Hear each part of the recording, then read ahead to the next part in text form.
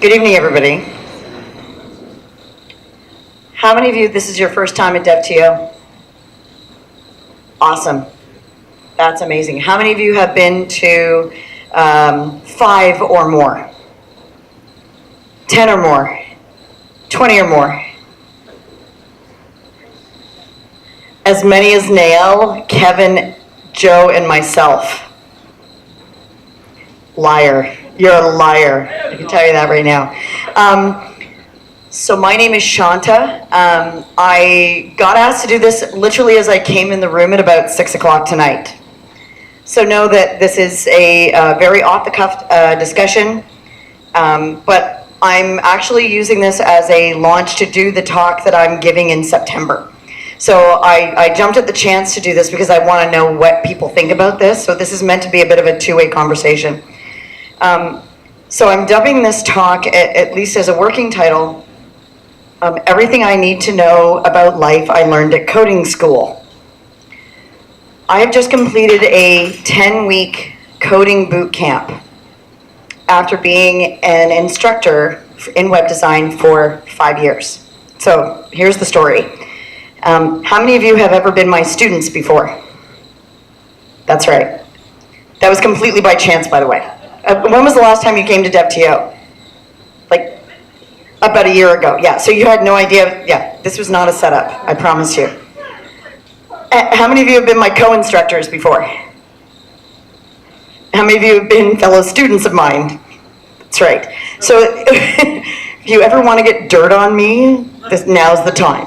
You know, other than friends I know in high school.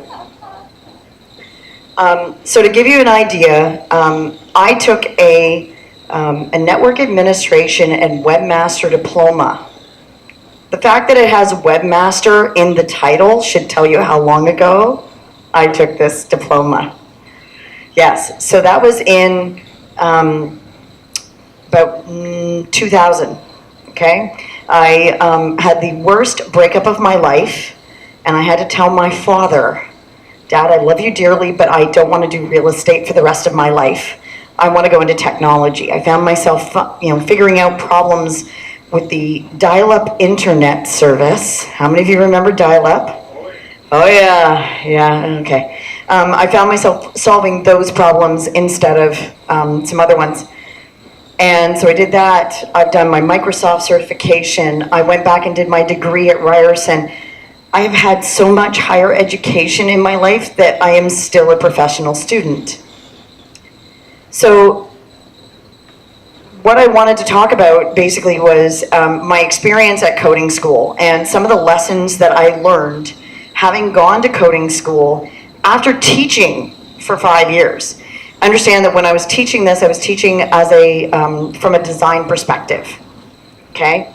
So they were learning about video and everything else. We were teaching HTML, CSS in the first course, and maybe a bit of WordPress, a bit of information architecture, and that's about it. I could never call myself a developer until now. So know that I've been in this for about 15 plus years, and only now can I call myself a developer. So here are some lessons that I learned going into a coding boot camp for a 10-week intensive full-time course, okay? So first of all, one thing that I should have done, I thought I had done my research. Maybe not as much as I should have. Instead of just looking at the schools themselves, number one, I should have talked to previous graduates, okay? So if you're looking at doing this for yourself, actually ask for names or go and search out graduates from that particular school, number one.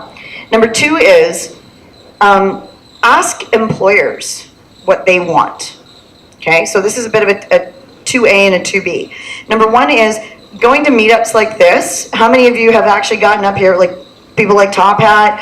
How many of you know Bodan, who has got up in here and said, yeah, we're hiring? Okay, how many of those skills are they actually going to teach you at these schools that you're going to apply to? So it's a double-edged sword. One is ask the employers what it is that they are going to hire for. Are they going to hire an Angular person? Are they going to hire a Node person? Are they going to hire React? What are those technologies that they are going to hire for? Because I can tell you right now, having looked at junior web developers, most of them are Java, C#, and my friends here can tell me whether I'm wrong or not. The other part of that is, what is the school actually going to teach you, and what employers have their graduates gone to? Okay, so that's number 2. Number 3 is, and this I literally just learned on Thursday. When you're talking to an interviewer and they say, okay, so what kind of projects have you done?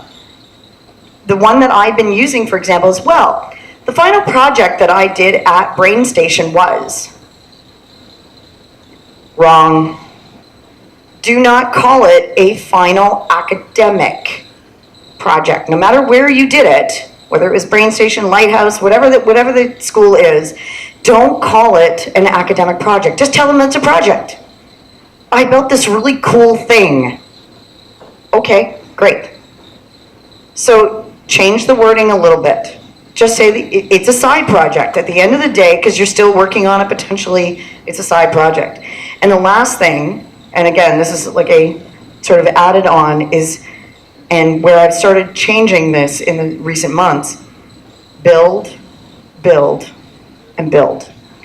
Okay, no matter what the project is, take a day away from the job applications and everything else, and just build something. Do it for your own sake, and just build the stuff. Stuff. Notice I said stuff, okay? Just so you know. Anyway, that's everything I need to know I learned in coding school. Thank you.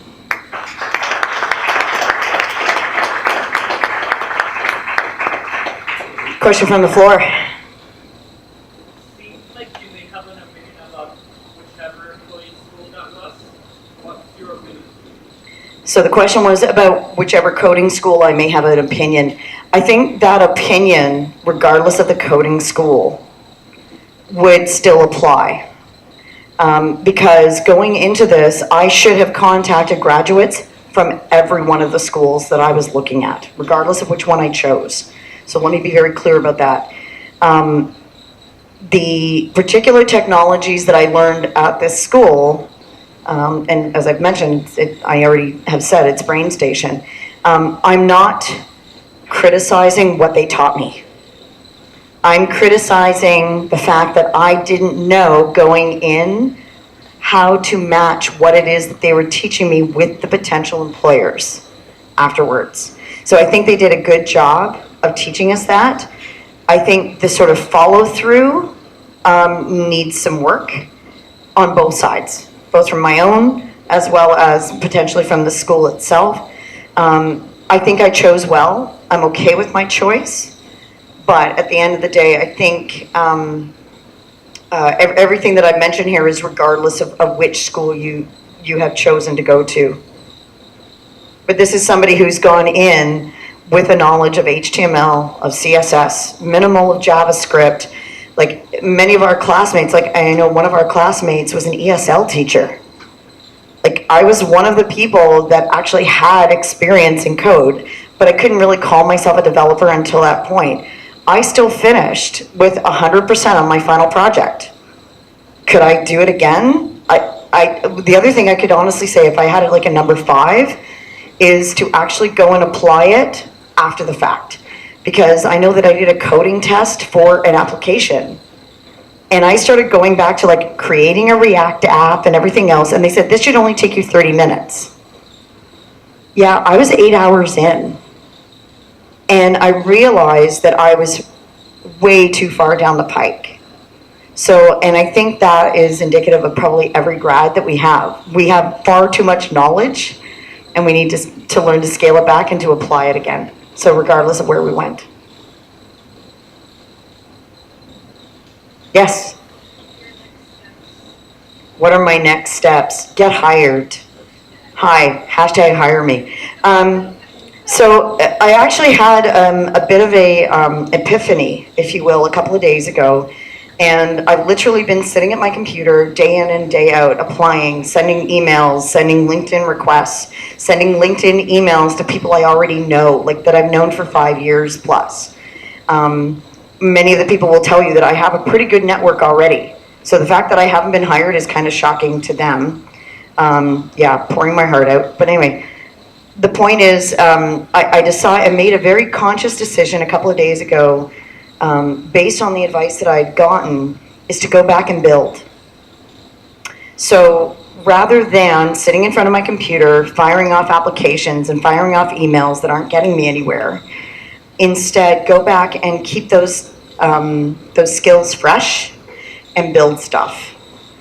Whether it's rebuilding stuff I already did in school, the one thing I know I need to do is go back and rearrange my GitHub account to make sure that, okay, this is my portfolio. These are the things I want you to see, and make it a little bit more targeted. So that would be my next plan of attack, is to build and reorganize the portfolio and continue to build.